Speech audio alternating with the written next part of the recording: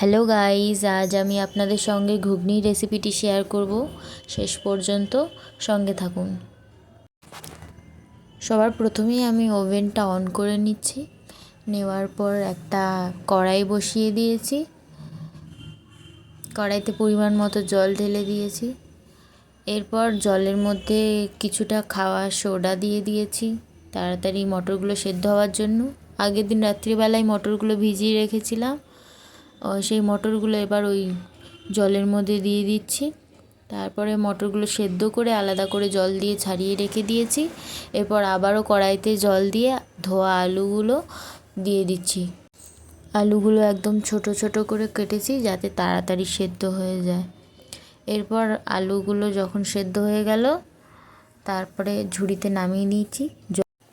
আলুগুলো থেকে জলগুলো আলাদা হওয়ার জন্য আবারও কড়াইটা ওভেনের মধ্যে বসিয়ে দিয়েছি। তার মধ্যে তেল গরম হতে দিয়েছি। তেল গরম হয়ে গেলে 3টে শুকনো লঙ্কা দিয়ে দিয়েছি। লঙ্কাগুলো একটু লাল লাল হয়ে গেলে তার মধ্যে তেজপাতা দিয়ে দিয়েছি কয়েকটা, দিয়ে ভালো করে নেড়ে চেড়ে নিয়েছি। নেওয়ার পর হাফ চামচ মতো গোটা জিরে ওই তেলের মধ্যে দিয়ে দিয়েছি। এরপর জিরেগুলো যখন ভালো করে ভাজা হয়ে গেছে, 2টো মাঝারি সাইজে পেঁয়াজ কেটে রেখেছিলাম, সেই পেঁয়াজগুলো ঢেলে দিয়েছি তেলের মধ্যে। পেঁয়াজগুলো অল্প নাড়াচাড়া করে হালকা লাল করে ভেজে নেওয়ার পর তার মধ্যে আদা রসুনের পেস্ট দিয়ে দিয়েছি পরিমাণ মতো। এরপর আদা রসুনটা তেলের মধ্যে ভালো করে ভেজে নিয়েছি। আদা রসুনের গন্ধ বেরিয়ে গেলে আমার কাছে টমেটো ছিল না, তাই টমেটো সস দিয়ে দিয়েছি 2 চামচ, দিয়ে ভালো করে আবারও মশলা সব নেড়ে চেড়ে নিয়েছি।